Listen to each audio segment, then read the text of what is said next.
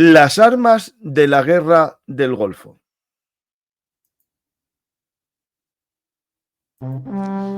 Armas, batallas y hombres que cambiaron el curso de la historia. Esto y mucho más en Bellum Artis Historia Militar. En la década de los 90 asistimos a la invasión de Kuwait y posteriormente a la operación de liberación de Kuwait, capitaneado por Estados Unidos y muchos países aliados. Y en esa guerra muchos vimos armas que queremos recordar hoy en este programa de Bellum Artis Historia Militar con un amigo armero, con nuestro maestro armero. Pero antes os recuerdo que en el año 90 y en la actualidad el petróleo sigue siendo la sangre que mueve el mundo. En mi libro Un mundo convulso hablamos de la importancia de la energía en la geopolítica mundial. Pero no os molesto más y comenzamos el programa con nuestro amigo Rafa May. Hola Rafa, ¿qué tal? Hola, buenos días. Pues Rafael, vamos a sacar las armas. Muchísimas gracias por invitarme, un placer como siempre. Pues gracias a ti por invitarme a mí a Madrid, a no solo Militaria, y estar ahí contigo y con muchos amigos que pasaron a saludarnos. De verdad, no es gracias a ti. Que por cierto, ya me lo he leído. ¿Ah? Y me ha encantado. Bueno, lo del Golden Dawn Skynet me ha encantado. Vamos ahí. Y lo de las guerras del agua. Pero bueno, pues sí, vamos a hablar de la guerra del Golfo, de la de 1991. Que ¿Quién no recuerda esa guerra? Y a mí me pilló en el instituto y lo que más me llamaba la atención era la discusión que había, que luego lo arreglaron metiendo más guerras del Golfo, pero no, esta no es la primera guerra del Golfo, esta es la segunda, porque la primera fue la de Irán. Ya luego cuando siguieron haciendo guerras del Golfo ya lo arreglaron. Quizás este programa por una de las armas de las que vamos a hablar, hubiera sido más adecuado hacerlo en Halloween, porque vamos a sacar un arma que da miedo no al enemigo, sino a los propios usuarios. Pero, ojo, que es una película de terror. Pues vamos a ver muchas armas que algunas de ellas se usan ahora en la guerra de Ucrania y otras se emplearon también en la guerra de Vietnam, ¿no? Sí, la guerra del Golfo es de esas guerras que están en medio de... Perdona un segundito que voy a cerrar. Están en medio en un proceso de cambio de los ejércitos. Por ejemplo, los americanos, el ejército americano que va a la guerra del Golfo es el de los 90, pero recordemos que habían dejado el casco M1 y el M16A1 en los 80. En la invasión de Grenada a principios de los 80 todavía se les ve casi como en Vietnam. Las armas de la guerra. Mira, precisamente aprovechamos para decirlo. Vamos a mencionar el M16, pero aunque es una de las armas icónicas y protagonistas, no la vamos a tocar porque ahí ya hablamos mucho del M16. Lo único que puedo ofrecerme, si la gente quiere, es hacer un día un programa exclusivo sobre el M16. Sí. Del M16 o sobre algún arma en concreto, porque aunque parezca que no, y después de programas de 1 hora y media o 2 horas, no se puede decir que las tocamos superficialmente. Sí que tocamos las armas superficialmente, que se puede hablar mucho más. Pero bueno, que si alguien está interesado en un arma en concreto, que si lo puede poner en comentarios, intentaríamos tratarla en particular. Un arma, una plataforma, un carro de combate. En fin, es como, por ejemplo, cuando hablamos de la MG42. Hicimos un vídeo sobre la historia de la ametralladora alemana. Claro, pero menos de 2 horas y media, 3 horas hablando de la MG42 es no contar nada. Pero bueno. Pues... Una cosa importante. Estos programas con Rafa siempre son en diferido, ¿vale? Por un tema de las normas de la comunidad de la plataforma. Lo digo porque los comentarios tienen que dejarlos al final del programa. Y como siempre te digo, si hay alguna pregunta, creo que se puede poner por ahí mi correo si necesitan cualquier cosa, o que lo pongan en comentarios e intentaré... Eso, justo. Vale. A ver, vamos a empezar, si te parece, vamos a empezar de pequeño a grande. Hoy la verdad que no vamos a tocar armas muy conocidas y en muchos casos no muy buenas. Mira, ahí vemos a nuestros amigos los americanos avanzando con la pintica que llevaban en esa época. Y eso ya se nota que ya es al final, porque si te fijas no llevan los trajes NBQ. Sí.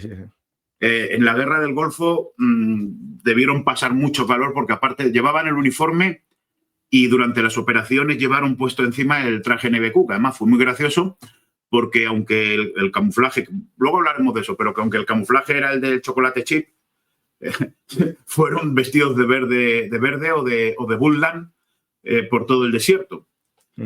Yo creo que porque parte de los chalecos, lo que serían los chalecos antifragmentación, no los tenían en camuflaje. Se ven muchas imágenes con uniforme árido de chocolate, bueno, pero el chaleco no. No, el chaleco, efectivamente, si me permites, este es un chaleco antifragmento americano que no es árido. Lo que es árido, a ver si soy capaz, es una funda que se le ponía al chaleco. Lo que es chocolate chip es una funda que se le ponía al chaleco. Y debajo está el chaleco de verdad, el Bullland, y por dentro. O sea, y el bolsillo y la tapa del bolsillo sobresale, mira, ahí se ve. Claro, porque es su bolsillo, es el bolsillo, claro, y lo que han hecho aquí es un corte. Sí. Que, bueno, luego si te parece bien hablamos vamos por partes, como dijo Jack el Destripador. Vamos a hablar primero de un arma iraquí, de las poquitas armas de la producción iraquí. Es una pistola muy famosa en Irak, se llama Tariq. La pistola Tariq es esta. Esta pistola en concreto está cromada porque salió era de uno de los de la guardia personal de uno de los miembros de la guardia personal de Saddam Hussein. Me la ha prestado un museo de aquí de España y es una pieza excepcional. Bueno, la pistola Tariq, ahí la tenemos, es una copia de la Beretta modelo 1951, fabricada en Irak. La Beretta modelo 1951 es de acción simple y, bueno, es una Beretta 52, pero de acción simple. El bloqueo es como el de la P38 más o menos, por cuña, porque se baja una, no sé, esta no se puede desmontar porque está inutilizada del todo. Tiene aquí, bueno, aquí se ve la inutilización visible, que es la pena, pero luego por dentro está maciza. De hecho, creo que del cargador no lo intenté sacar porque está soldado, tiene solo la parte de abajo. Sí. Que tiene esta parte de aquí. Esto es para evitar para poder asirla y que no se te vaya el dedo. El cargador es en línea, es de 9 milímetros, es decir, es de 9 milímetros para Velum, 9 por 19. Bueno, digo lo de siempre, el agujero no es que las balas sean así, es que está inutilizada, el cartucho está inutilizado. O sea, los cartuchos de verdad no tienen agujero. Pues esta es la bala no es un sistema para que salgan los gases. No, y lo mismo, esto de aquí no es para limpiar los gases, es una inutilización. Los cañones deberían solo tener el cañón de la punta, el agujero de la punta. Esa es una Tariq también. Mira, ahí se ve muy bien. Bueno, sí, ese es el general, lo voy a decir mal, Al-Qasdishiyab. Es el general que le da nombre al Peñón de Gibraltar, de los que invadieron la península en el 711. Está escrito aquí está escrito, no sé si se puede apreciar, sí. Pone aquí lo de general, el nombre del general en grafía. Sí. Y luego por aquí en el otro lado pone, a ver si la luz. Ahora. Made in Irak, Tariq, 9 milímetros. Luego hicieron, estos son un poco peculiares, hicieron otra Tariq de 7,65. Pero bueno, esta es la Tariq que nos interesa. De hecho, ¿ves? Aquí está el medalloncito con el general. Lo dicho, tenía un sistema de bloqueo basculante como el de la P38, un seguro este botón de aquí es el seguro. Sí, no funciona. Es el seguro, es de acción simple. Perdón, está soldado. Es decir, tú montas y se quedaría montado, puedes desamartillar, pero para disparar tienes que volver a martillar. De aquí salió la Beretta 92, pero es una Beretta 92 de acción simple y con menos, lo diré, con menos capacidad del cargador, ¿vale? Y de acción simple. Para desmontarla se quita el cargador, se lleva hasta atrás la corredera, más o menos, se hace coincidir esto con esta muesquecita de aquí, se echa para adelante esta palanquita y ya se desmontaría. Y por dentro es muy parecida a una Beretta 92. Estas pistolas se vendieron en África, se vendieron en los años 70 como rosquillas. De hecho, bueno, en África y en Italia. Beretta hizo con esto una muy buena arma. Muy inspirada en la P38, pero bueno, es una buena arma. De hecho, hicieron una versión que yo creo que a todos nos suena, que es la Beretta 1951A, que era una Beretta que era como esta y llevaba aquí como un pistolete y era automática. Esa la utilizó Beretta 1951A. Se ve, pues, pretendió ser un arma para mafiosos. La tengo.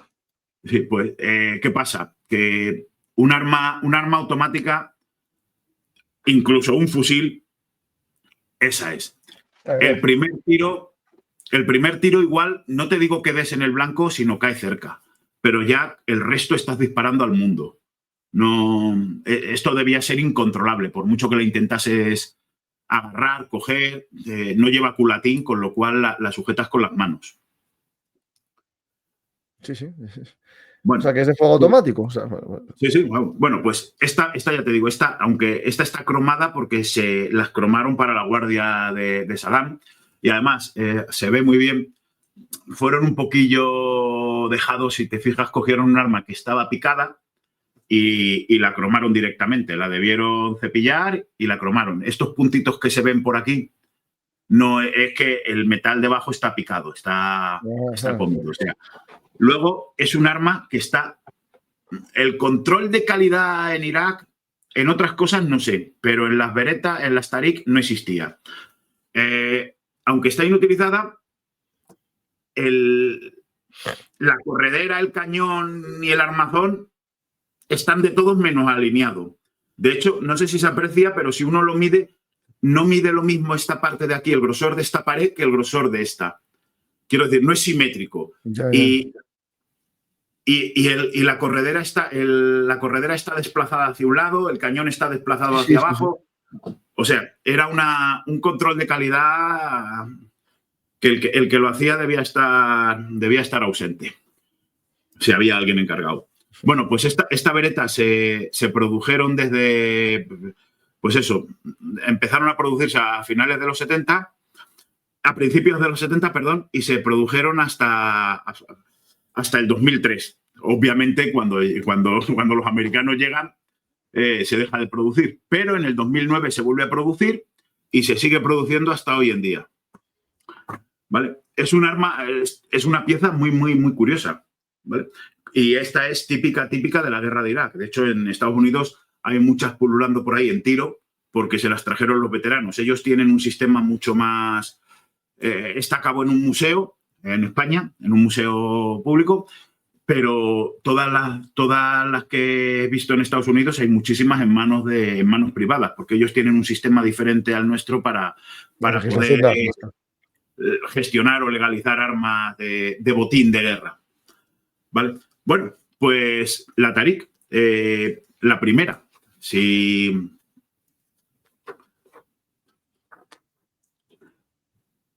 Pues seguimos. Bueno. ¿Con armas cortas o nos vamos a Estados Unidos y todas las armas? Media. Esta pistola salió en una cartuchera, en un correaje digno de, vamos, lleno de dorados, plateados, remaches, o sea, muy, muy llamativo. O sea, que no... haciendo gala de la idiosincrasia de la Guardia Republicana.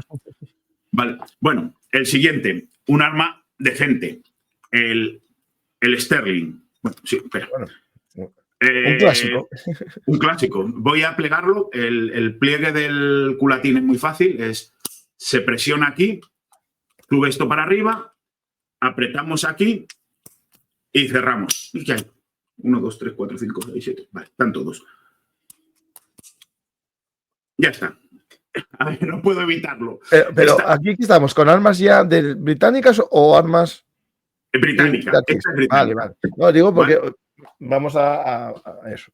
Vale, esta es británica. Ahora vamos. No, antes de hablar es que la he querido cerrar para no... Para tengo una foto de un soldado ahora mismo, la pongo. Vale. Para que vean que se usaron. Sí, se usaron. Bueno, y no puedo evitar comentarlo. Esta estuvo en la Guerra del Golfo y más allá. El Sterling es el arma de ordenanza de los Stormtroopers de la Guerra de las Galaxias. Sí, más o menos, sí. No, es que le... ¿vale? Le ponían un punto de mira, algo así raro. Sí, y el cargador cortito. Bueno, el Sterling. El Sterling es un subfusil. Lo hemos contado cuando hablamos de los subfusiles. Funciona por retroceso directo de masas, es en 9 milímetros. Es decir, todos sabemos cómo funciona un proyectil, una bala. La puntita es lo que sale y cuando tú presionas con el percutor aquí, cuando pinchas, detona la pólvora y explota hacia atrás. Detrás tienes el cierre. Entonces, la bala sale para adelante y los gases empujan la vaina hacia atrás, que es lo que inicia la acción, ¿vale? Este sí que se puede mover, creo. Bueno, inicia la acción, iría el cierre para atrás. ¿Qué pasa? Para bajar la cadencia de tiro, para que no sean 5.000 balas por minuto, para que esté en torno a los 600, 700, 400, 600, 700 disparos por minuto, la única forma que hay de conseguirlo es o meter bloqueos mecánicos, como los rodillos o como las levas, o darle más masa al cierre. Por eso los subfusiles tienen estos cierres tan gordos y tan pesados que son trozos de metal, ¿vale? Tienen mucho volumen, ¿vale? Vamos a contar la historia un poco del Sterling. Espera. Antes de la historia, voy a ponerte una imagen que a lo mejor ya conoces, que es un Sterling dorado de la colección privada de Saddam Hussein. Ah, sí. Y aquí está en su maletín. Con la bayoneta y todo. La bayoneta todo dorado. No, hay que reconocer que esta gente tenía las cosas bien. Y MP45 y todo. Mira. Esos son calacas. Sí. Sin culata, vaya. Sí, sin culata. Bueno, la tienen plegada. Fíjate que se ve debajo del guardamanos. Aquí está. Sí. Sí, son los...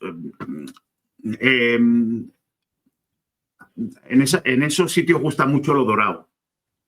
Mira, ahí tienes hasta un Draguno dorado, una MP5 dorada. Y ojo, y el dorado es que muchas veces van chapados en oro, ¿eh? Van chapados en oro. O sea, que imagínate lo que vale uno de esos. Bueno, viene, fíjate que arranca de ahí. No tienes más que ver las espingardas que hay de origen de la Guerra de África, por ejemplo, marroquí, lo decoradas que están todas, ¿sabes? Pero incluso las de uso militar, que les gustaba. Sí, ahí están. Un Dragunov y un Kalashnikov cortito, Ahí están, dorado. Que probablemente sea ahí el Sterling dorado. Sí, bueno, pues el Sterling. El Sterling es un hijo, un descendiente del STEM. El STEM, el subfusil inglés de la Segunda Guerra Mundial, nace porque los ingleses van a la Segunda Guerra Mundial con el Thompson y con el Lanchester. El Lanchester es un subfusil que es copia del M28, caro y pesado y difícil de producir. y tuvieron que hacer deprisa y corriendo algo. Hicieron el stem, que está hecho literalmente con tubos de hierro y tuberías, pero claro, la calidad del stem no era... No te pusieras a hacer un blanco a 100 metros con el... Bueno, ni a 25 con el stem, ni a 10. El stem era para regar lo que fuera con munición y con la esperanza de que el otro agachara la cabeza. Solía funcionar, pero era un arma bastante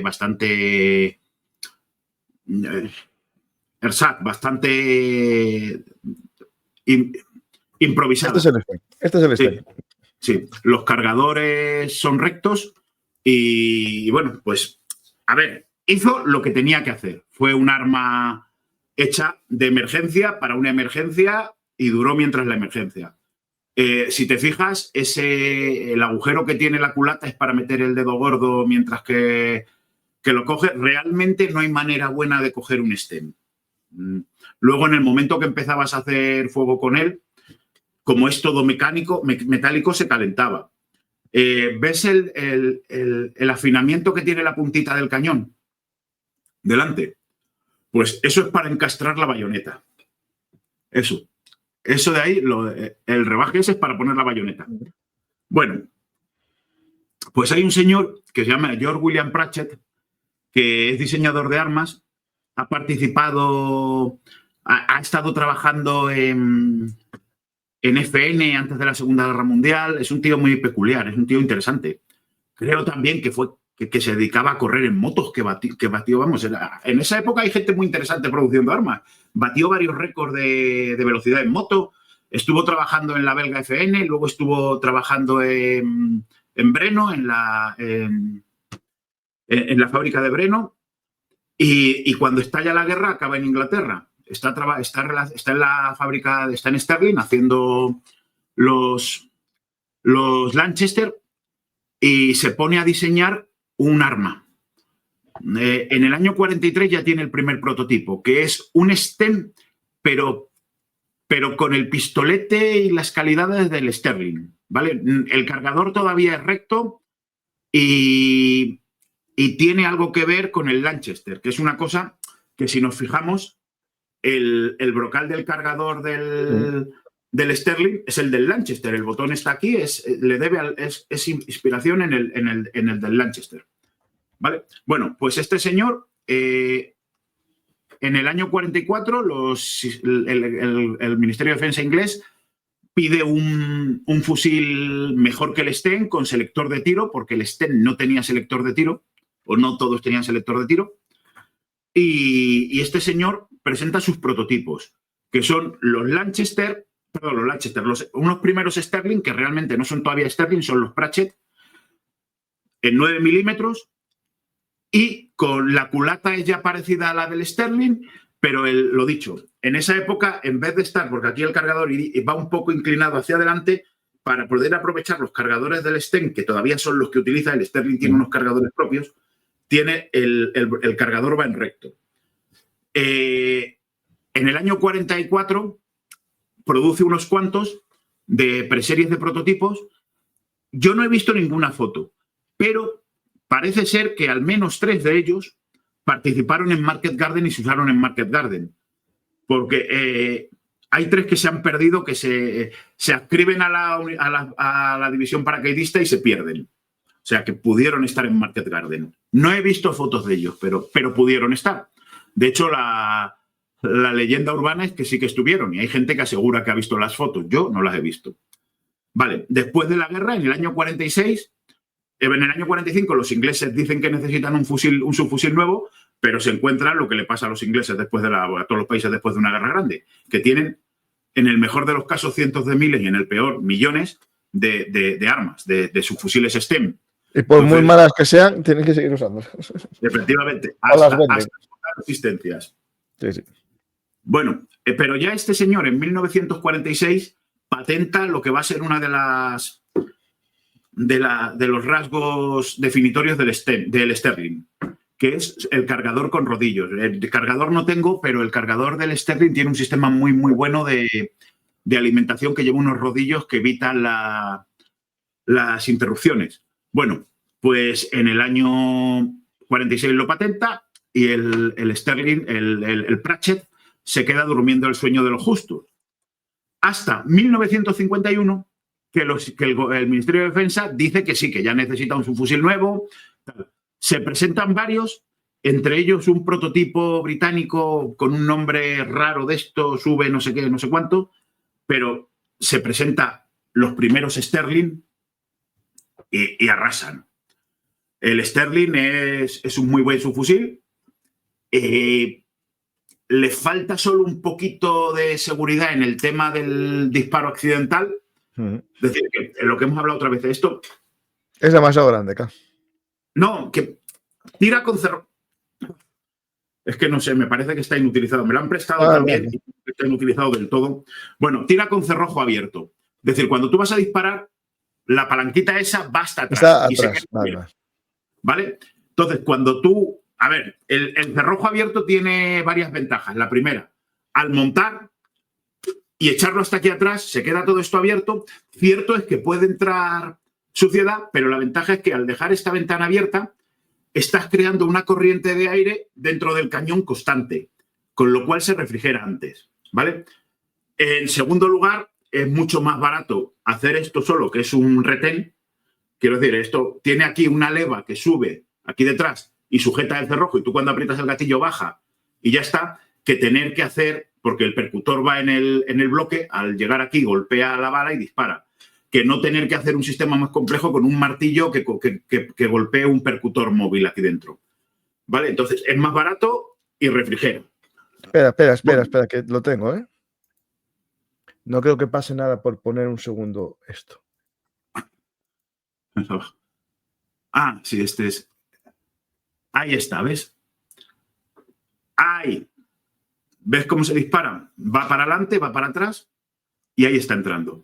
Vale, bueno, el Sterling tiene...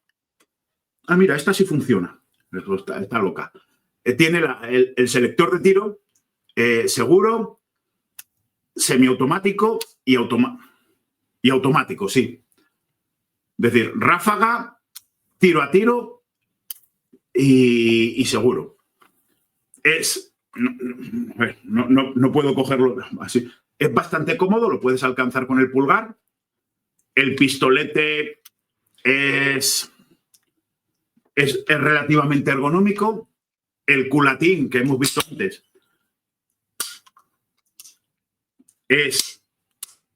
a ver, tiene este retén aquí, se aprieta, se empuja y se cierra. Es cómodo y recio, que hay muchos subfusiles que tienen un palo para apoyarte. El Pratchett en origen, además, llevaba aquí unas gomitas, o sea que era un poco más cómodo.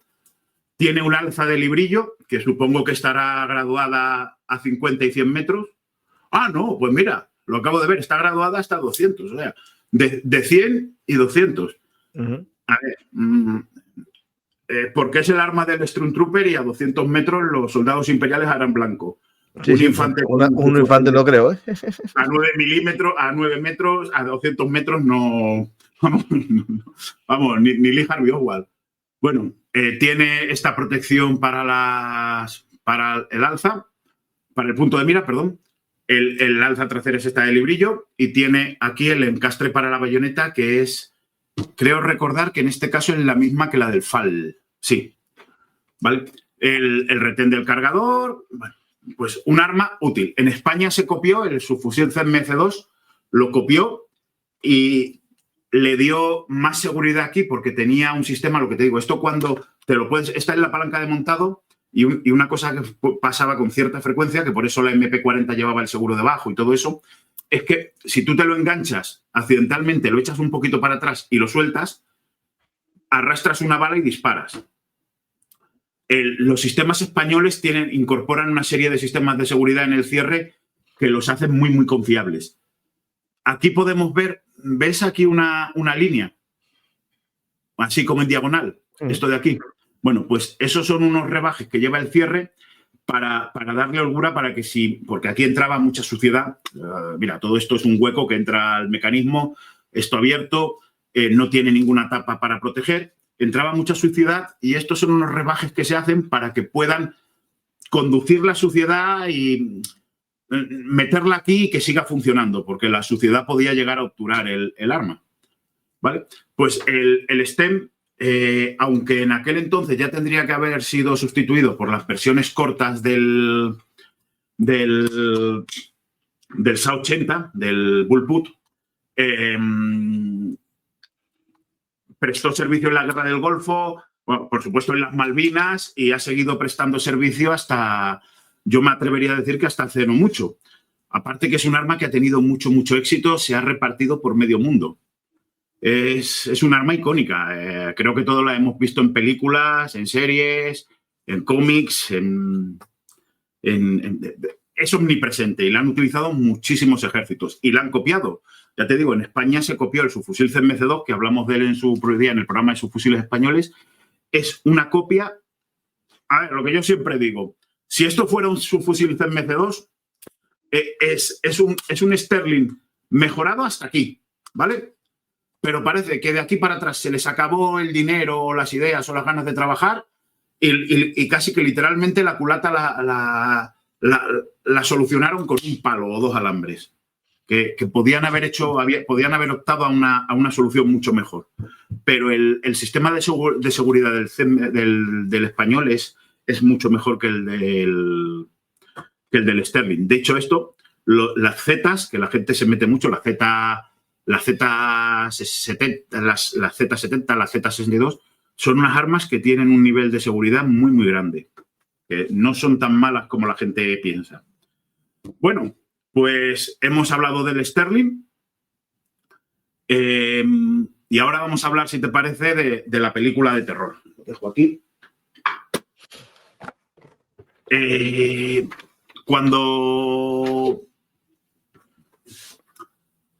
es un caso muy curioso. Vamos a hablar de la familia del SA-80, del L-85, del subfusil británico Bullpup. Es de los pocos casos en la historia que cuando se inicia el proyecto son armas muy complejas, complicadas, caras y decentes, y después de 30 años de evolución consiguen realizar un arma cara y mala. Es de esto de verdad. Yo he llegado a pensar que esto que pasó de que los alemanes, cuando se van de Alemania en la Segunda Guerra Mundial, los diseñadores se meten en otros países a trabajar y en España hacen el CEDME o Messerschmitt hace aviones y TA hace aviones en la India y tal y hacen cosas decentes. Ellos sí se enteraron que habían perdido la guerra y empezaron a trabajar para sus nuevos contratadores, pero a mí me da la impresión de que los alemanes que se quedaron, los ingleses, no tenían claro que habían perdido la guerra y seguían trabajando para Alemania, porque les hacen unas armas que son un descalabro. No sé, es de verdad es un caso paradigmático. El arma de inicio no es mala del todo, pero el arma final es horripilante. De hecho, ¿sería para abaratar costes o algo así? Pero no solo, es que no puedo. Abaratar costes abaratan, pero ya hablaremos. El SA-80, las primeras series, era un arma que el cargador, si lo apretabas, se doblaba, pero si lo apretabas tú con la mano. Y el fusil, si te lo apretabas mucho o lo hacías con mucha fuerza, podías deformarlo. Es decir, yo es una cosa que no he visto. Es que yo creo que no lo puedes hacer. Plástico malo. Sí. Bueno, perdóname, que fuera bromas. Y no estoy pretendiendo ser gracioso. Es que es así. Es un caso, es inconcebible. Bueno, empezamos. El SA-80, dicho esto, los prototipos que empiezan después de la Segunda Guerra Mundial no tienen nada que ver, ni por dentro, ni por fuera, ni por arriba, ni por abajo, con la versión final. Es que no es ni el mismo sistema, pero hay que hablar de ellos. El primer prototipo que hay hay un señor que es un diseñador de armas inglés que se llama Stanley Thorpe, que en 1948 hace el primer Bullpup. El que Bullpup es pues bueno, a ver, Bullpup. ¿Puedo hacer un inciso rápido? Explícalo, más o menos. Yo sé que es el cargador atrás, pero... ¿cómo? Ya, pero es que entonces esto es un Bullpup. Claro.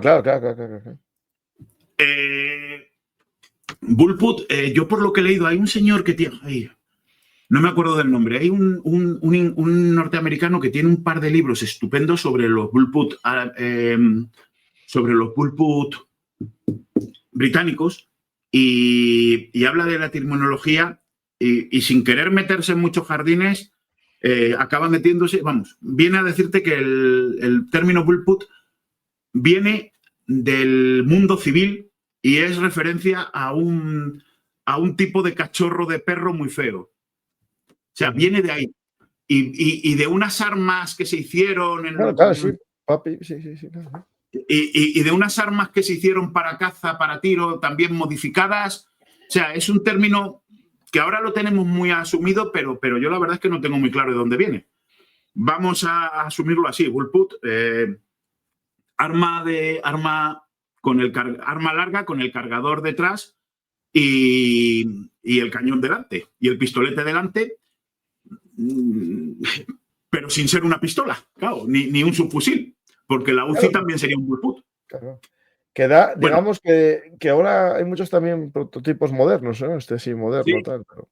Eso sí, ese es el nuevo americano, que le han puesto un supresor de serie y que lleva las balas estas nuevas. De ese un día, si quieres, podemos hablar, porque no tengo yo tan claro que lo vayan a... Yo creo que lo tengo yo, Espera, ¿eh? En uno que hice con Traviesa, hablamos de la munición de este arma. Sí, es una munición que está pensada para perforar blindajes personales. Porque la guerra que nos viene va a ser con ejércitos que tengan blindajes, sí. Eso fue lo que pensaban los americanos con los chinos, sí. Pero 20 cartuchos en un arma se queda corto. A ver, bueno, perdón, vamos a seguir, pues, que si no... Si vas a un tiro muerto, sí. No, a ver, generalmente ahora la doctrina de cuando te enseñan a disparar está enfocado no tanto al combatiente, no lo tienes que matar, sino inutilizar hasta que lo puedes matar. Otro día hablamos de eso si quieres. Vale, pero bueno, hemos dejado al señor Stanley. Pero vamos a Torpe, ¿qué es esta arma? Este es el Torpe, el M1 Torpe, que bueno, la saga empezó bien. Es un arma del año 48. Si te fijas, tiene un cargador de 20 cartuchos. Era en un calibre nuevo que hicieron, que era el 280 British, que era la interpretación británica de lo que iba a ser el cartucho intermedio. Los alemanes ya habían hecho el 8x33 Kurz, estaba viendo por ahí experimentos en 4,5, en 5,6. En España salió la extraordinaria bala del CEMME de aluminio. Bueno, pues los ingleses hacen el 280 y no era mal calibre. Date cuenta que, bueno, después de la Segunda Guerra Mundial, todo el mundo se da cuenta que los combates no van a ser a 800 metros ni a 500 y que el infante no necesita un arma que tenga un alcance mayor de 300, 400, hasta los 500 metros. Para eso no necesitas un cartucho como el 7,92. Y sobre todo, le quiero dar a los infantes posibilidad de fuego automático, con lo cual un 7,92 volvemos a lo de antes. En un 7,92 o incluso en un 308, cuando tiras en automático, el primer proyectil va al blanco y luego te pones a dispararle al mundo. Se te eleva, si lo intentas controlar se te baja, se te va a la derecha, se te va a la izquierda. O sea, es el fuego automático con grandes calibres, a menos que sea una ametralladora, es para que el otro agache la cabeza y para gastar munición. Bueno, pues el primero, este es el Torpe, el M1, es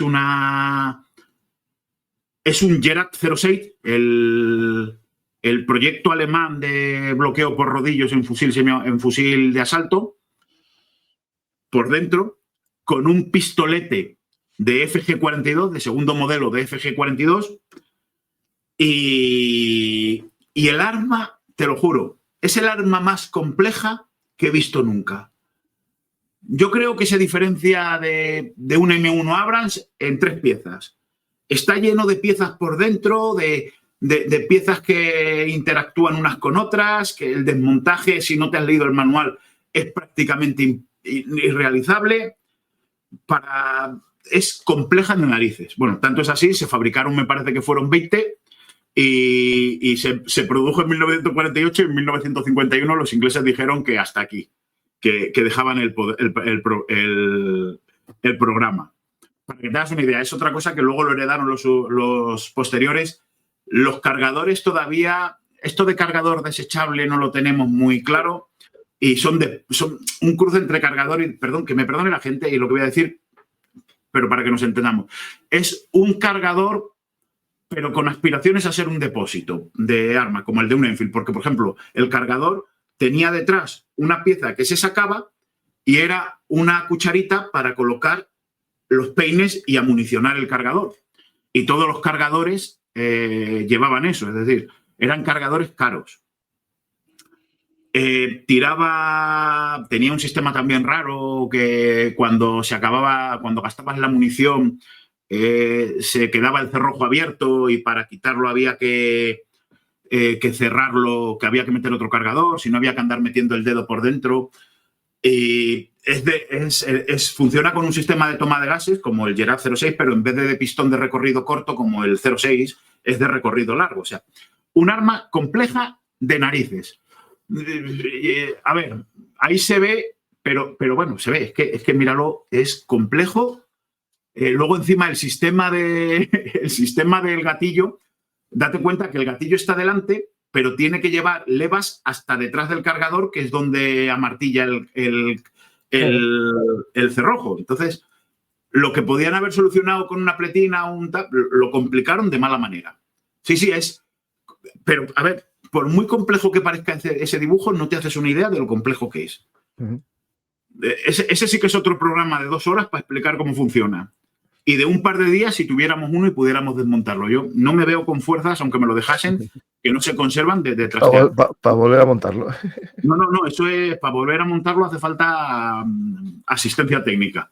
Luego lo que sí que tiene el alza, como el cañón va alineado con la culata, lo que le pasa al M16 y a todos los fusiles modernos, le ponen un asa y lleva un alza que creo que era de un aumento.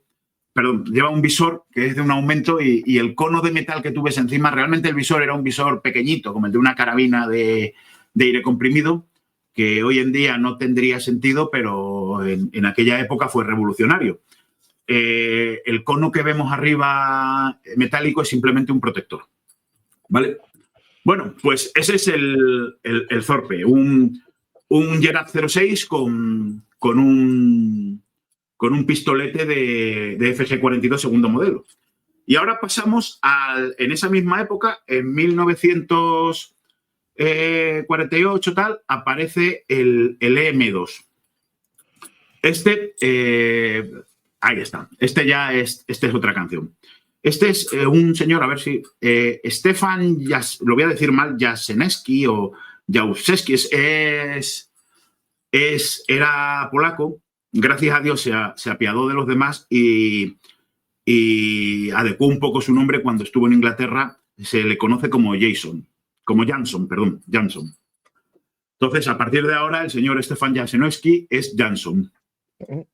Bueno, este señor viene a Inglaterra y se pone a trastear con esto. El otro era el Gerard 06, lleva internamente, es un G43, ¿vale? Con el sistema del G43 de bloqueo por orejeta, no me sale la expresión, bueno, como el sistema de bloqueo del G43, que lleva 2 pletinitas que se abren. Lleva también los gases van como los del G43 y el SVT-40, y era bastante más simple, también era en 280 y me parece que en semiautomático tiraba con el cierre cerrado y en automático con el cierre abierto, cargador de 20 cartuchos y lo dicho, en calibre 280, que era muy buen calibre para esa época. De hecho, en 1951 el gobierno británico, que esto poquita gente lo sabe, lo adoptó como arma reglamentaria y lo llamó rifle número 9 MK1. Lo que pasa, se produjeron bastantes, lo que pasa es que duró solo hasta el año 1952, por presiones políticas. Estamos hablando de... Ahí lo tenemos. ¿Ves? Si te puedes acercar, si te fijas, es el bloque, el cierre arriba a la izquierda, es el de... Tú lo ves así y parece el del G43. Está... A ver, entre inspirar y copiar, vamos a ser generosos con Hanson y le vamos a decir que está inspirado en el G43. ¿Vale? De lo bueno se copia. Este se debió quedar, igual que los otros se quedaron a los alemanes malos, este se debió quedar a... Mis alemanes son mejores que los tuyos. Es un cacharro bueno y operativo. Tengo un amiguete que consiguió disparar con uno de estos y dice que en su calibre es un arma buena, que incluso en fuego automático hace buenas agrupaciones. Yo no he podido probarlo nunca, ni lo he visto, ni lo he tenido en las manos. Lo he visto en una vitrina y así. Y no tiene mala pinta. ¿Vale? Este arma, 1951-52, se producen los primeros prototipos en el 49 y en 1900 los primeros prototipos se producen y se prueban. Inglaterra les gusta, lo adoptan. Y en 1950 ocurren las nefastas pruebas de Aberdeen. Vale, vamos a ponernos en situación. Está la OTAN formada, pero se está adecuando. Todos los que están en la OTAN han vivido la Segunda Guerra Mundial y los aliados recuerdan el infierno logístico que fue el tema del armamento y la munición para los aliados. Que si 3006, 303, 9, 45 ACP. La OTAN, una de las cosas que tenía clara es que tenías que tener el mismo calibre y el mismo fusil para todos. Se va a Aberdeen con los americanos como voz cantante, Aberdeen Proving Group, el polígono de experiencias americano.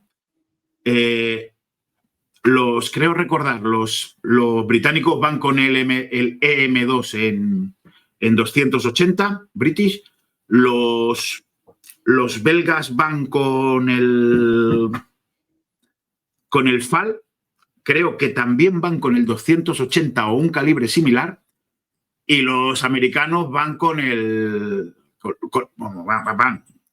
lo que iba a ser el M14, vamos, el T-25 en calibre, ahí está haciendo fuego, esa es una gozada. Es un cacharro muy, muy interesante. ¿Vale? Bueno, van con el T-25. De Aberdeen, lo primero que pasa es que los americanos imponen esto. El calibre 300... Bueno, el agujero no es, ¿vale? Vamos a quitarlo. Es que me pone nervioso verlo. No, pero está bien que lo enseñes el agujero. ¿Perdón? Que lo tienes que enseñar. Sí. No, bueno, me pone nervioso verlo porque anda. Va con el 308, el 762 por 51, ¿vale? Perdón. Sí, 762 por 51, perdón, es que a veces me bailan los números. Es la bala de toda la vida, la del CEDME, la del FAL, la del M14, ¿vale? Para ser un cartucho intermedio, es un cartucho intermedio sobrealimentado, con lo cual ya el fuego automático en las armas que llevaban este cartucho no era lo más adecuado. Pero bueno, los americanos nos imponen el 308. El año siguiente es cuando llegará, que el CEDME también llegó, pero eso está el vídeo del CEDME. Se probó también en Aberdeen y también fue muy interesante. De hecho, fue tan interesante que realmente los rifles de la posguerra fueron el CEDME G3 y el FAL.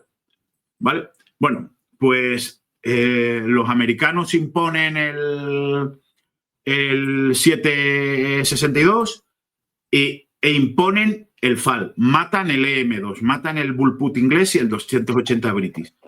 Y lo matan porque, entre otras cosas, ellos se comprometen a que si los británicos, que se adopte el FAL y ellos también adoptarán el FAL en 308. Mentira. Ellos al año siguiente adoptaron el M14, pero cuando los ingleses ya habían adoptado el lo diré, los ingleses ya habían adoptado el FAL. Y la pena es que, por ejemplo, me parece que se llamaba Sewell, Emmanuel Sewell, el ministro de Defensa británico, en 1951, adoptó el M2 y el 280, que es cuando... Y se lo echaron para atrás. ¿Vale? Bueno, pues se adopta el FAL y este cacharro pues pasa a dormir el sueño de los justos. Y ahí se queda. De momento hemos tenido el EM1 con el cierre de tipo Gerard 06 o el tipo CEDME, el EM2, que es este con el G43, y los ingleses se quedan con el FAL. Pero siguen pensando, el FAL es un calibre muy grande. De hecho, los ingleses no llegan a utilizar los FAL británicos. Hay solo una tirada muy corta, hay una tirada muy corta que emplea fuego automático. Los británicos el FAL suyo lo tienen solo con fuego semiautomático, que ellos piensan que la disciplina de tiro del infante, si está bien, no te hace falta fuego automático, y que me reitero que en 308 fuego automático es disparar al mundo. ¿Vale? Bueno, pues estamos a finales de los 70, perdón, a principios de los 70, y los ingleses vuelven a retomar la idea. Ya los americanos han adoptado ya el M16 y ellos quieren algo en un calibre intermedio de verdad, en el 5.56 o algo similar. Aunque hacen pruebas, al final acabarán adoptando, y aquí jugamos, que es el 5.56 esto es un 5.56 por 45, el calibre estándar de la OTAN, ¿vale? El que utiliza el M16, el CML, el AUG y el SA-80. Bueno, pues a mediados de los 70 vuelven a retomar la idea del bullpup. Y esta vez ya está por ahí pululando los diseños del señor Stoner, que pues el Armalite, los sistemas Armalite y el M16. El M16 lo importante que tiene es el cierre con orejetas, ¿vale? Perdón, vamos a hacer una cosa. Aunque me lo han prestado también y no lo vamos a enseñar aquí porque este sí que se puede desmontar.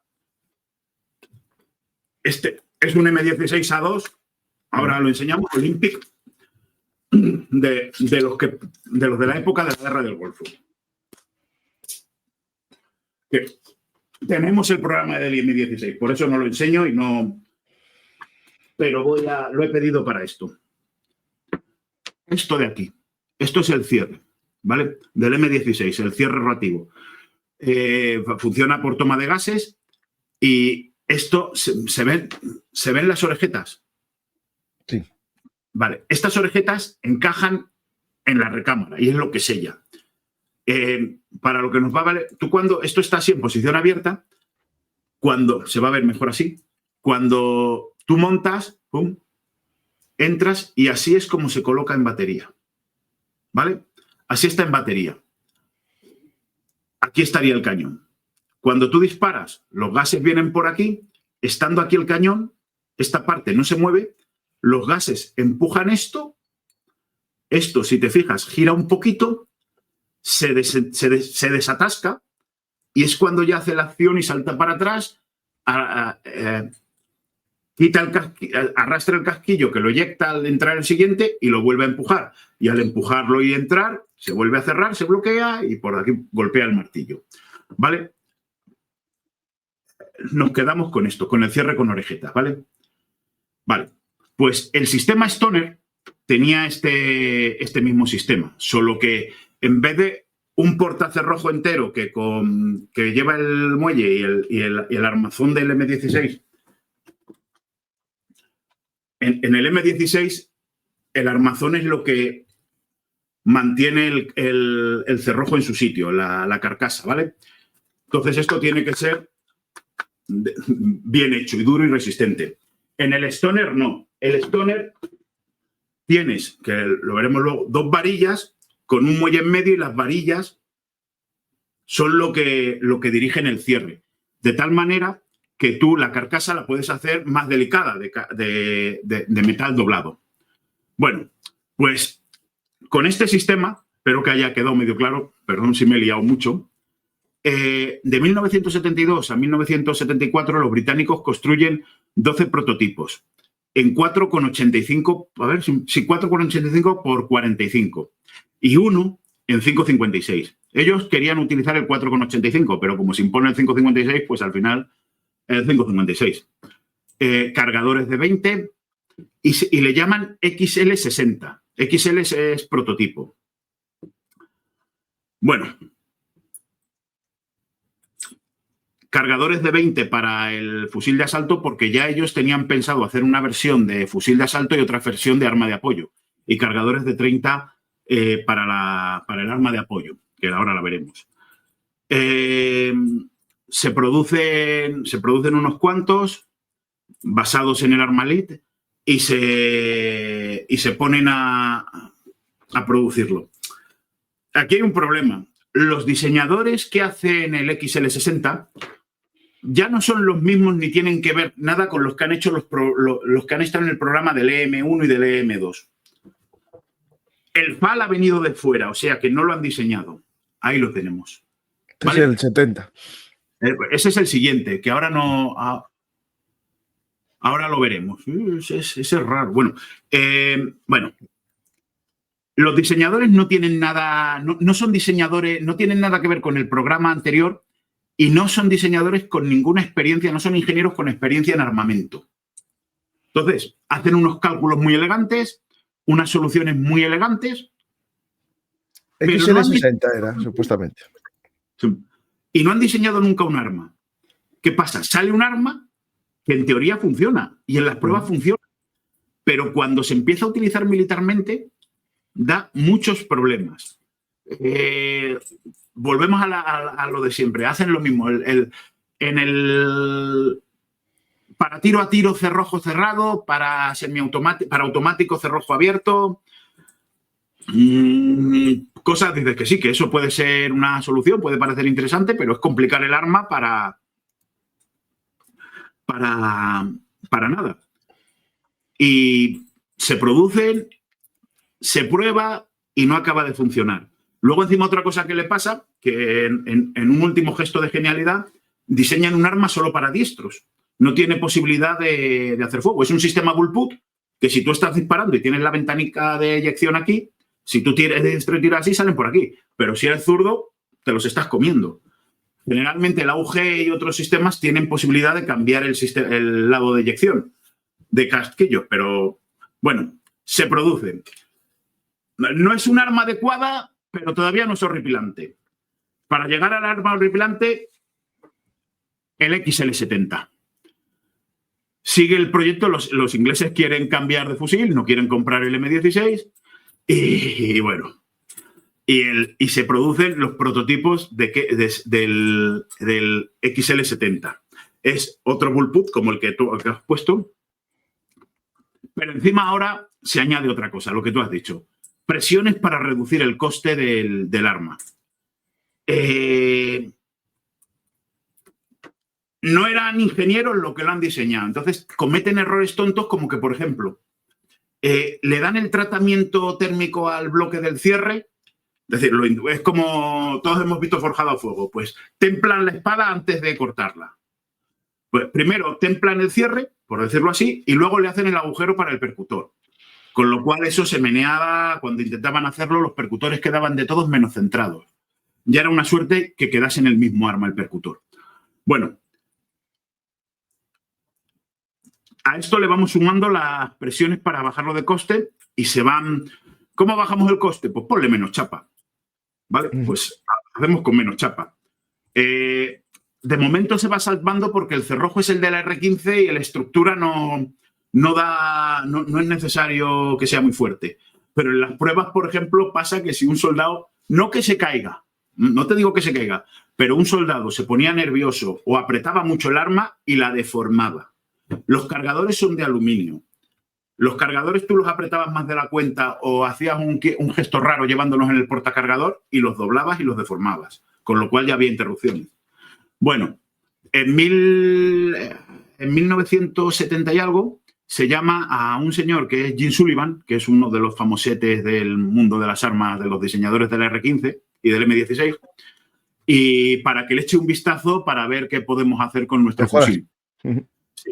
Pues Jim Sullivan llega, pide un fusil, mete un cargador, monta y ya cuando lo monta ni dispara. Saca la bala y la mira y dice, mira, la bala estaba llena, el casquillo estaba lleno de arañazos y de mordidas. Es decir, cuando tú lo montabas, lo ibas empujando y ibas rascando con todos los lados.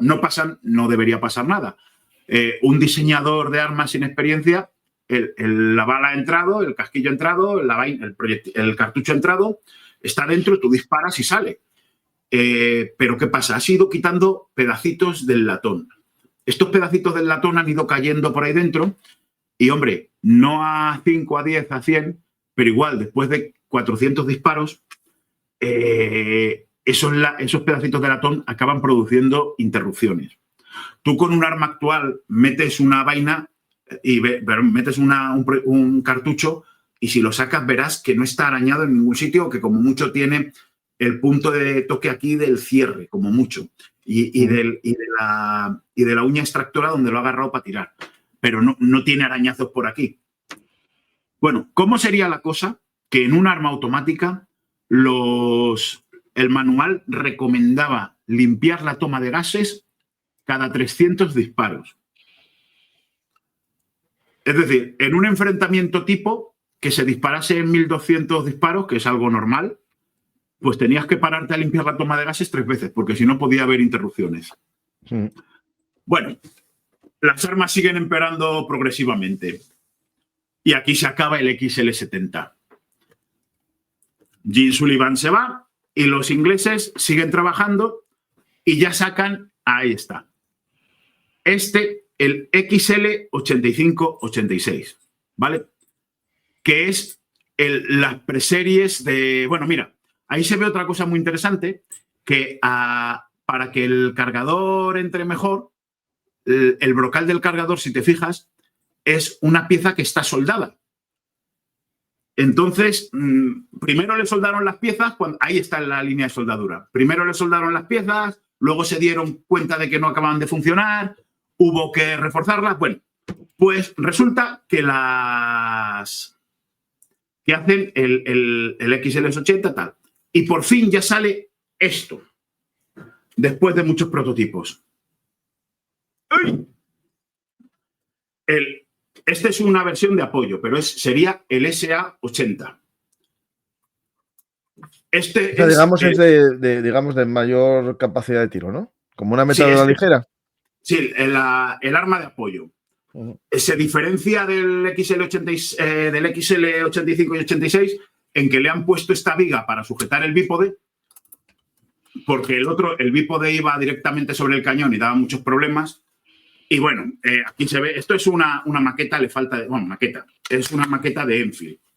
De hecho, creo que está inerte, tal, no se puede desmontar o se puede hacer un desmontaje muy básico. El cierre entraba mierda, le han puesto esta tapita con la esperanza de que algo tape. El cierre a ver si se puede desmontar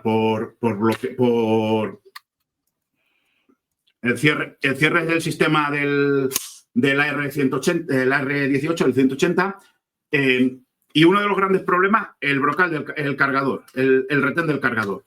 Se quejaban mucho de que esto les pasaba a toda la serie de SA-80s, y que cuando tú te lo llevas aquí, esto es qué pesa, el retén del cargador, cuando tú te lo pegabas al cuerpo, lo podías pulsar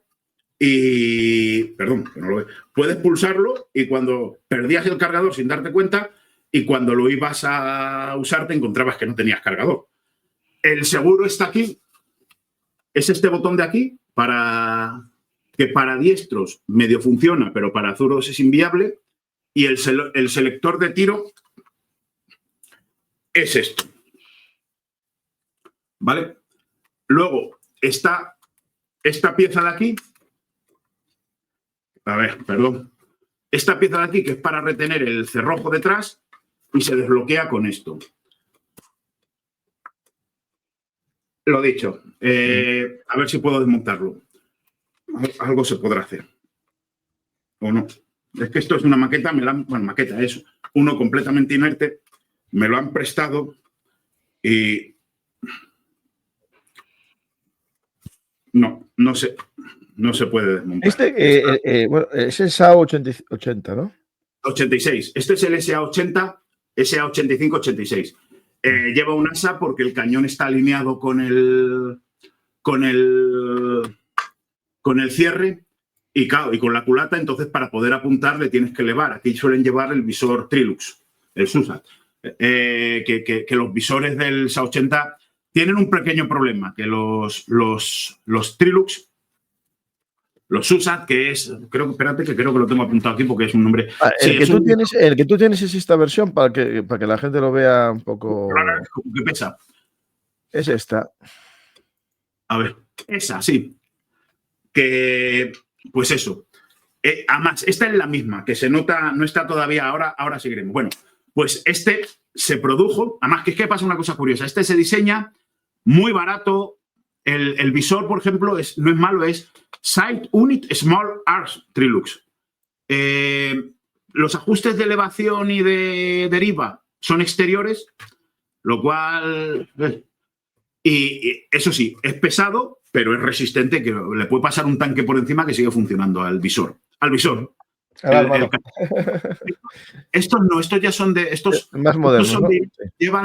Yo creo que esos llevan los sistemas David de Picatinny y eso. Pero bueno, es otra película.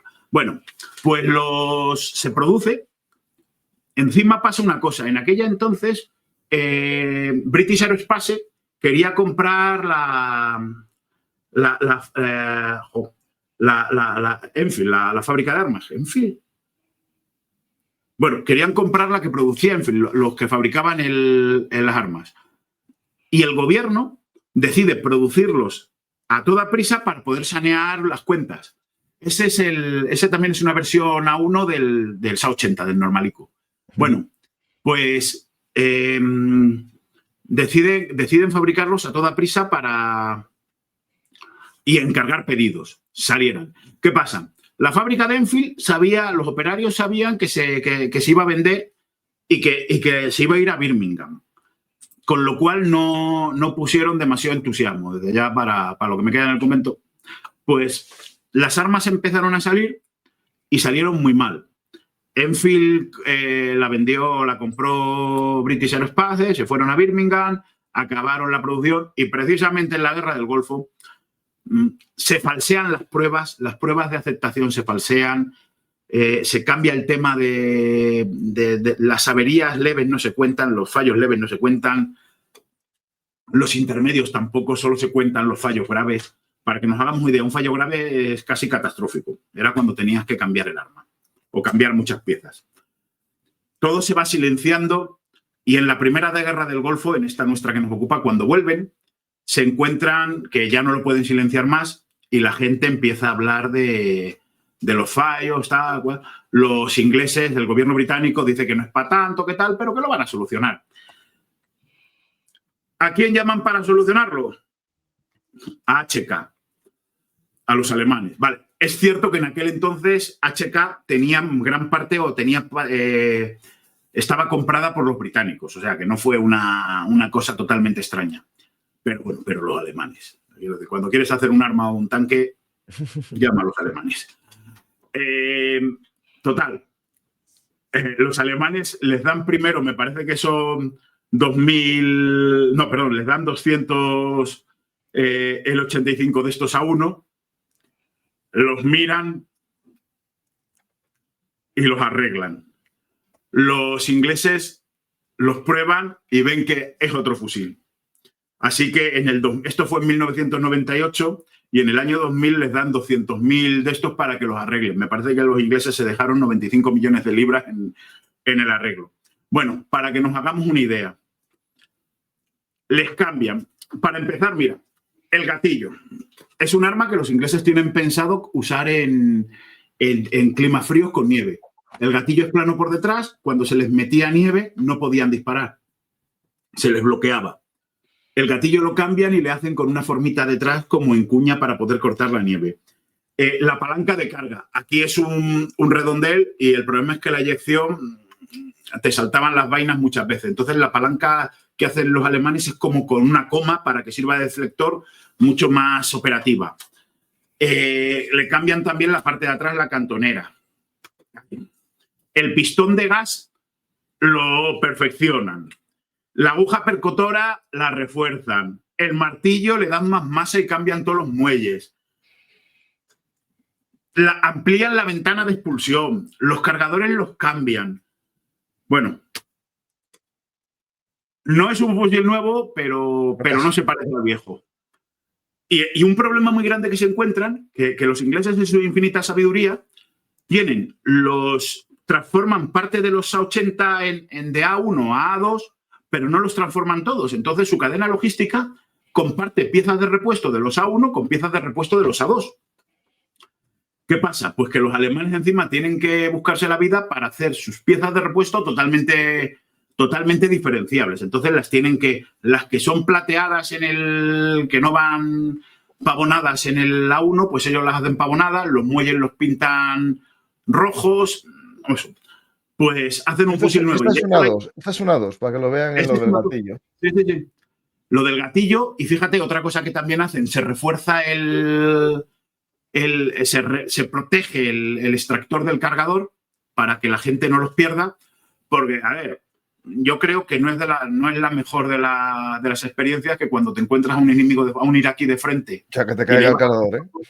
Te sale el primer tiro porque has perdido el cargador y el resto, ¿sabes? Pues lo refuerzan. Bueno, pues cambian los cargadores también. En fin, una película que no es un fusil nuevo, pero casi. Y de hecho, algo más iba a pasar.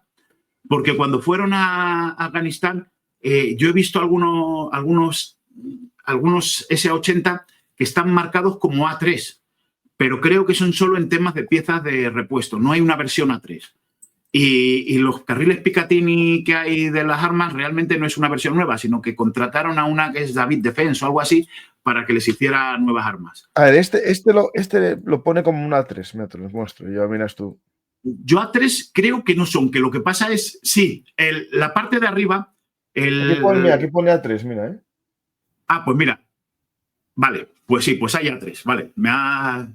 Todos los días se aprende a nuevo. Yo es que lo que he visto, que lo que le diferencia el A2 del A3 es la parte de arriba del cajón de mecánica. No, eso es lo de meter los elementos, sí.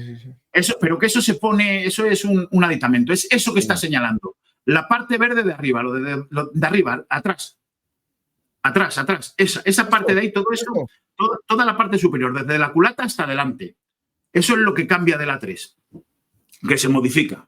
Pero vamos, el SA-80, los ingleses yo creo que el día que lo cambiaron o que lo están cambiando, todos lo celebraron con gran alborozo, porque fue vergonzoso. Fue patético, vergonzoso. No ha sido nunca un arma fiable y ha dado muchísimos problemas. Es verdad que es futurista, parece muy moderna. Sí. Y ojo, y sobre todo, que es una idea que viene de los años 70, perdón, de los años 40. Pero que no la supieron. Igual que la UG y estos, o el Tabor israelí, pues más o menos sí, estos no acabaron de... Pero vamos, se juntó el hambre con las ganas de comer. Un mal diseño unido a reducción de costes, unido a desidia y sobre todo unido hacia que es algo muy típico, una huida hacia adelante.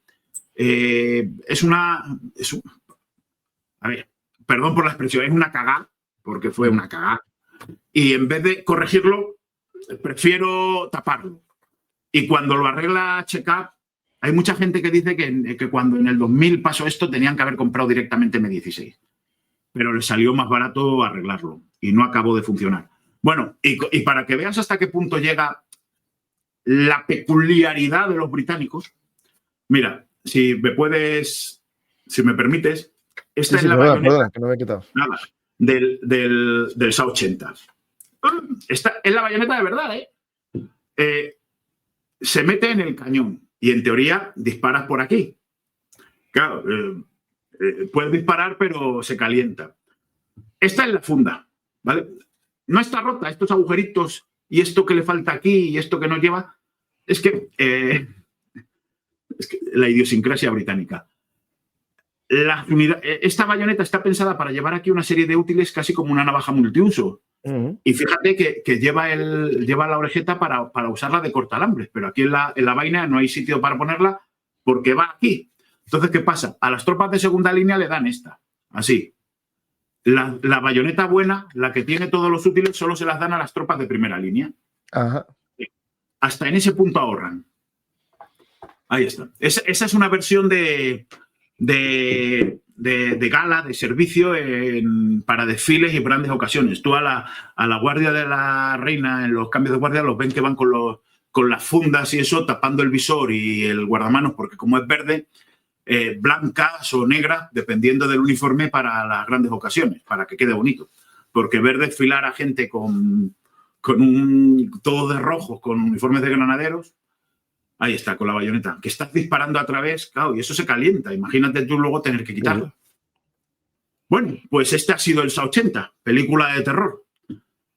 Y si me permites, ya para terminar... Salen películas de zombies, ¿eh? En la de 24 sí. después, 24 horas después. Por eso los zombies 28. toman Gran Bretaña tan rápido. Sí. No, es un arma especial. A ver, era muy, muy futurista. A mí me encantaba cuando era pequeño. Dice, parece un arma de la guerra de las galaxias. Pero no acabó de funcionar. Y lo dicho, que algunas de las versiones, si un soldado las apretaba con mucha fuerza, las doblaba. Intenta doblar tú una escopeta de balines. Es que no puedes.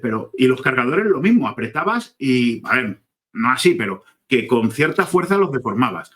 HK también modificó el cargador porque le puso unos seguidores en la teja, porque la teja, si tú la apretabas, se podía descolocar y ya no funcionaba. O sea, parece que fue el último acto de venganza de los alemanes en la Segunda Guerra Mundial, fastidiarles el fusil a los ingleses. Bueno, si te parece, acabamos rápido. Esto me lo ha dejado José Miguel, un amigo mío, se llama José Miguel, que tiene una tienda de Militaria en Madrid, Militaria Arganzuela, que es soberbia, y me ha prestado este casco de la Guerra del Golfo, comprado en Florida, creo, después de la Guerra del Golfo. O sea, este estuvo allí y es el típico casco de la época, un Mitch con la funda del desierto tres colores, es el casco Kevlar americano. Todos llevaron las gafas estas antipolvo, que venían a todos, se las dieron así. Estas también me las ha prestado él. Estas son unas nuevas de paquete, literalmente, que se servían así. A todo el que fue a la Guerra del Golfo le dieron las gafas, lleva los pañuelitos, las instrucciones, muy importante. Y también ahí los ojos de gato. Esto por la noche eran reflectantes y sobre todo con visión nocturna, que allí ya se empezó a usar mucho, podías detectar quién era tuyo y iba avanzando. Sí, para evitar el fuego amigo, ¿no? Sí. Luego se ve una cosa muy graciosa, es que cuando tú veas que hay veces que los ves aquí con una funda negra, no es una funda especial, es negra o verde, es un calcetín que le han cortado y le han puesto para que no brille por el día o por la noche. ¿Vale? Es un Kevlar normal y corriente, es como viene a ser equivalente al Marte español. ¿Vale? Este es el camuflaje, el chocolate chip. El chocolate chip, que es el de la Guerra del Golfo, el chaleco importante para los listos. Esto es un chaleco antifragmento, que no un chaleco antibalas, que todos los años hay muchos muertos porque se ponen uno de estos y dice, dispara a mí. Y claro, antifragmentos, el propio nombre lo dice. Cuando quiere ser antibalas, dice antibalas. Y no todos los antibalas paran todas las balas. Para trozos de fragmento, de metralla y balas a muy, muy, muy, muy, muy larga distancia. Un rebote. Claro, que van suaves ya. Claro, yo te tiro con esto, con una pistola a 10 metros y te mato. Te mato. Depende de dónde te dé, pero que te atravieso. Es un chaleco pesado, es copia de los que se usaron aquí en España luego, los antifragmentos, los de la funda. Y respecto al camuflaje, a todos nos llamó la atención, voy a coger el casco, si no os parece más, que es más cómodo, que este camuflaje en la Guerra del Golfo, en el desierto hacía de todo menos camuflar. ¿Por qué? Porque no era un camuflaje pensado para el desierto de Arabia Saudí. Este camuflaje, ¿sabes dónde está pensado? Para el desierto de Nevada. Este camuflaje salió para los soldados que estaban el desierto que tenían ellos, el desierto de los campos de prácticas que tenían ellos en Nevada. Y allí en Nevada te camuflas estupendamente, pero en Arabia Saudí cantaba mucho. Luego, otra cosa muy importante que se usó es esto. Hoy va a ser. Estos son las máscaras antigas.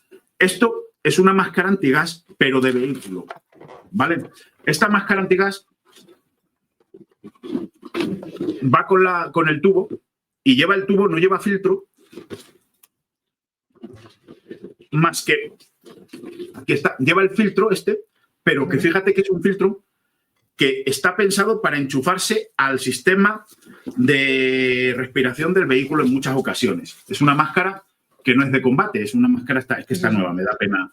Es una máscara que llevaban, es que me la han prestado, es la máscara para los vehículos. Y esta es la máscara, la M17A2, que se usó en la Guerra del Golfo.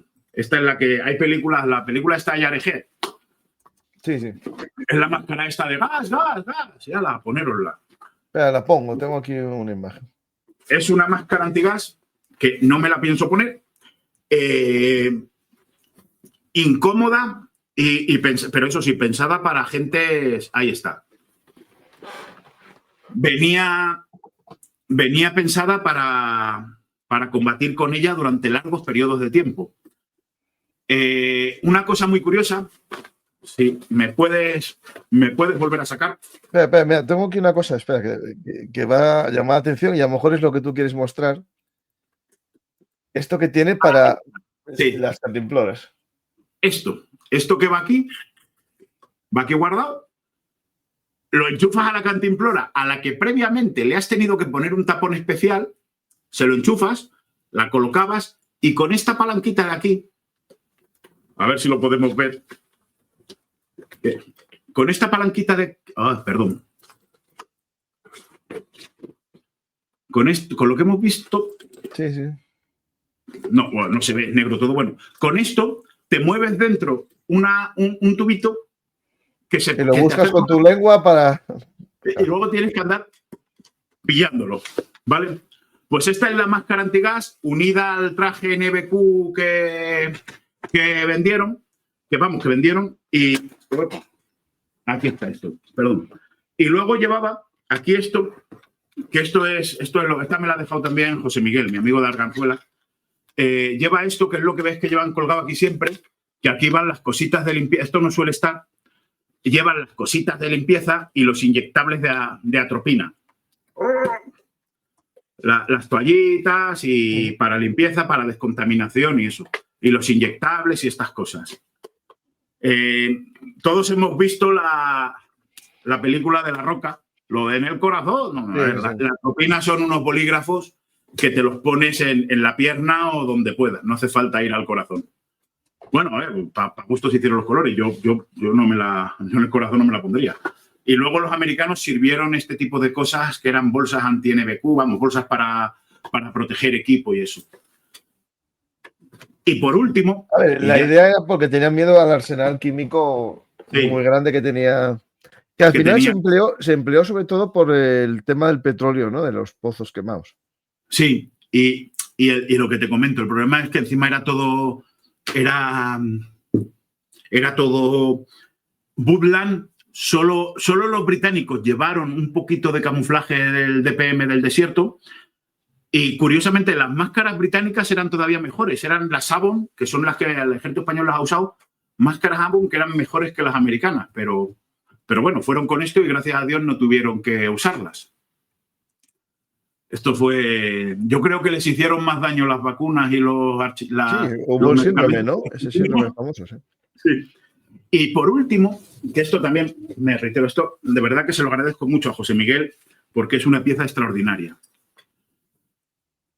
Esta mochila es una mochila del sistema como el British P44, el Webbing del 44, el modelo 44 del equipo inglés, que es la típica mochila británica, pero esta mochila es iraquí. Perdón, miento, no es iraquí. Estas mochilas son del ejército iraquí. Los ejércitos, el ejército iraquí tenía equipamiento copiado que era este color arena del Webbing 44 británico, fabricado en China. Y lo adquirieron ellos y lo usaban. O sea, es una pieza, esta pieza por lo visto está muy, muy, muy, muy buscada, porque es una pieza de militaria de las raras. es, lo dicho, es un equipamiento británico fabricado por China y usado por los iraquíes. Yo me atrevería a decir que me han ofrecido para dejármela para pero digo eso para otro día. Es más raro esto que el casco de Darth Vader de motorista del ejército iraquí. Que es, ya digo, es una mochila británica, pero fabricada en China para los iraquíes. Y bueno, y con esto hemos acabado. Lo único, si me permites, lo que siempre me gusta. Libros de la Guerra del Golfo. Ahí los tenemos. Espera. No avances, espera. Fíjate, perdón. Uno de ellos lleva una máscara distinta de tubo. Este debe tener un sistema de filtro o más antiguo o algo. No, esa es la que te hemos enseñado. La del vehículo, ¿no? Claro, es que tiene que ir filtro en la mochila, es lo que me parecía. Claro. Sí. Pero me da a mí que es para una foto porque... Sí. No, eso... o lleva en la bolsa un filtro, no sé. No, sí, el filtro lo llevas, pero que igual que estas están pensadas para... Estas llevan el filtro en la cara, las de vehículo estaban pensadas para... No para combatir fuera o para abandonar, vamos, no para uso... Hombre, puede ser el conductor del vehículo. Efectivamente, sí. Que también te digo una cosa, yo he visto algunos simulacros de empleo de NBQ en vehículos y el problema que tienes es que tú cuando usas un vehículo pasas por un terreno contaminado, antes de abandonar el vehículo, por muy a salvo que estés, para empezar solo puedes hacer un disparo, porque si abres el cañón el problema que tiene es que el agujero llega desde el principio hasta el final. Si abres el cañón te entran los... Entonces, por ejemplo, los leopardos tienen un botoncito porque tú sabes que cuando un cañón se dispara, salta para atrás, se abre el cierre, sale la vaina, o el culote en el caso del leopardo, y se echa para adelante y ya cargas. Pues estos tienen un sistema que hacen que se bloquea de tal manera que tú disparas, hace el retroceso, pero no se abre el cierre para expulsar la vaina. Se queda la vaina. Entonces, dentro de momento sí que mantienes un ambiente seguro, pero claro, que solo puedes hacer un disparo. Para hacer un segundo disparo ya tienes que estar equipado dentro y no puedes exponerte. El ambiente dentro del carro sería también contaminado. Y volvemos a lo siempre, que aunque vayas en ambiente seguro dentro del carro y atravieses una zona contaminada, cuando llegas al destino, si no hay un equipo de limpieza, no puedes abandonar el carro, porque el carro por fuera está contaminado. O sea, que es que lo de la guerra NBQ también es un mundo. Si quieres un día podríamos hablar de ello, o si encuentras a alguien que hable mejor que yo de ello, que sepa más. Que yo eso es un mundo, ¿eh? Porque luego lo de limpiarte es lo mismo. Los soldados iban equipados, pero yo no he visto tantos puntos de limpieza. Es decir, ¿qué pasa cuando se te gasta el filtro o necesitas rellenar la cantimplora o tienes que quitártelo? No te lo puedes quitar así como así, tienen que descontaminarte. Pero bueno, pues lo que te decía, si no te importa, mira, quería comentar simplemente 4 libros. Estos se encuentran con bastante facilidad. Había son de unas ediciones del Prado, una que salió en los 90. Sí, que salía en kioscos de Osprey, sí. Sí, son los Osprey, que no están nada mal. Para leértelo, están en español y los hay en inglés. Este es Ejército de Tierra, Fuerzas Navales, había uno del aire, aliados, tal. Salimos hasta los españoles en uno de esos. Y luego otros que son unos libros, estos ya son más complicadillos. Este es de la 82, en general, bueno, trae un poquito de todo. Pero habla de la 82 en la Guerra del Golfo. Y este otro que es especial, este está en francés, este es Operación Escudo del Desierto, porque recordemos que la Guerra del Golfo fue Operación Escudo del Desierto, que fue la acumulación de material, que fueron meses, y Operación Desierto, Tormenta del Desierto, que fueron 3 días. Vamos, 3 días, 100 y pico horas. Las 100 horas, la campaña de las 100 horas. Mira, yo tenía este libro, pero cosas de mi familia, mías de pequeño, desapareció. Y lo compré en Francia, en un viaje a Mónaco, y era un libro, digamos, con fotos de todas las armas. Era en francés, pero bueno, tenía poco texto, pero muy interesante. Les armées de la guerra du Golfo. No, salieron muchos libros muy interesantes. Mira, y los Jaguar, que ya... fue la Guerra del Golfo, no nos olvidemos, fue la guerra también donde los Tornado hicieron su canto del cisne, no volvieron ya luego. Los últimos que han mantenido son los británicos con los de defensa aérea y los Jaguar. Y me acuerdo que cuando íbamos en autobús por Francia, en la zona de Carcassonne, iba un convoy de vehículos franceses hacia Marsella, inmenso, o sea, inmenso. Yo creo que ya va ahí. Un amigo que es militar francés me comentaba que él estuvo en la Guerra del Golfo, que cuando fueron a la Guerra del Golfo, por lo visto, de un día para otro, arrasaron, dice, los supermercados, las ferreterías, las tiendas de pintura, en 40-50 kilómetros alrededor de las bases que mandaron gente, quedaron desabastecidas de grupos electrógenos, de grupos de soldadura portátil, de comida no perecedera, de palas, de picos, y desapareció en Francia la pintura de spray blanca, roja y azul para repintarlos, y los verdes y la arena, para repintar los vehículos. O sea, fue, aunque parezca que no, a mucha gente le pilló de sorpresa. Estos son franceses, ¿verdad? Sí. Sí.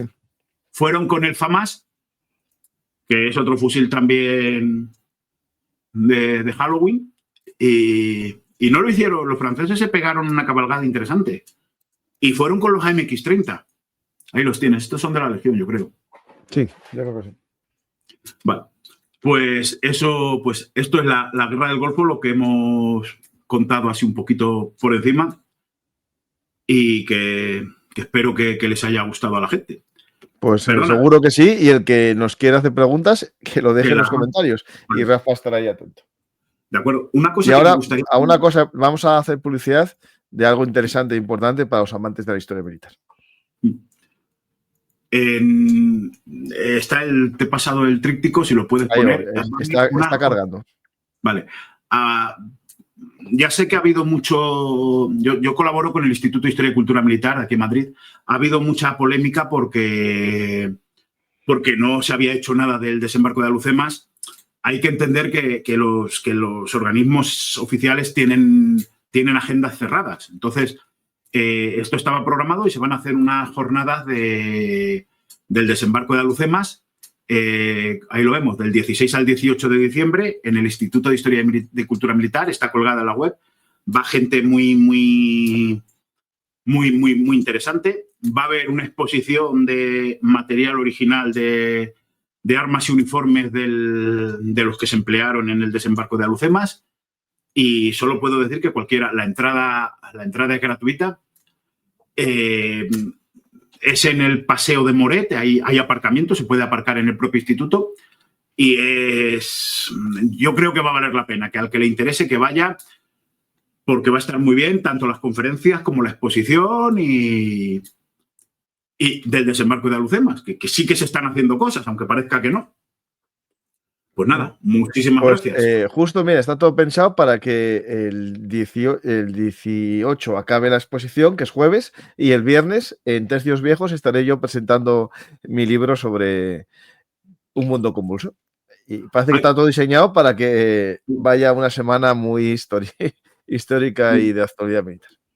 Yo te veré allí, y si me permites, ahora voy a hacer publicidad de algo mío. El 17... El 17, si tú vas el 18, ¿no? Sí, el 17. Sí, yo voy 19, que es viernes. 19, pues perdón, entonces el 18, menos mal. El 18, que es jueves, el que va a Tercios Viejos soy yo, que vamos a hablar de eso, de los uniformes españoles de la guerra de Marruecos. Bueno, de la guerra de Marruecos. Los uniformes españoles desde el siglo desde finales del 19 hasta la llegada de la República. Que espero ver allí a algún amigo, ¿de acuerdo? Pues los belugarteros que vayan, ahí está. Pero hicimos también un programa sobre el tema nosotros, sobre los uniformes de la Guerra de África, si no recuerdo mal. Sí, hicimos uno, el de ¿con qué luchaba el soldadito español? Sí. Que ahí está. Y no va a ser ese programa, pero vamos a hablar más o menos de eso. Lo único bueno que se pueden... He vuelto a pedir los uniformes y eso, y me los dejarán, y algunos podremos ver allí. A ver qué tal. Pues nada más. Pues muchas gracias, Rafa, y nos despedimos del público, como siempre, dando las gracias por estar aquí un día más en Bellum Artis Historia Militar. Y os recuerdo que estéis atentos a las presentaciones de Un Mundo Convulso, que va a haber en Asturias, por ejemplo, el 11 de noviembre. El día 9 voy a dar una conferencia en Gijón, en el Ateneo Jovellanos, y el 19 en Madrid, espero que gente vaya a acompañarnos a esta presentación. Va a estar Rafa, por lo menos va a haber una persona. Y gracias a todos los que os gusta la historia y que deis a me gusta, dejéis un comentario, compartáis y si sois nuevos os suscribáis al canal de historia y también al canal de actualidad. Gracias a los mecenas por vuestro apoyo y nos vemos otro día más aquí en Bellum Artis, Historia Militar. Hola amigos de la Historia Militar, si os ha gustado este contenido por favor apoyadnos en iVoox, YouTube o Patreon. Recordad que Bellum Artis es vuestro canal de Historia Militar y trabajamos para daros los mejores contenidos. Muchas gracias a todos y hasta la próxima Historia Hablada. Y no os olvidéis de dar a me gusta y compartir.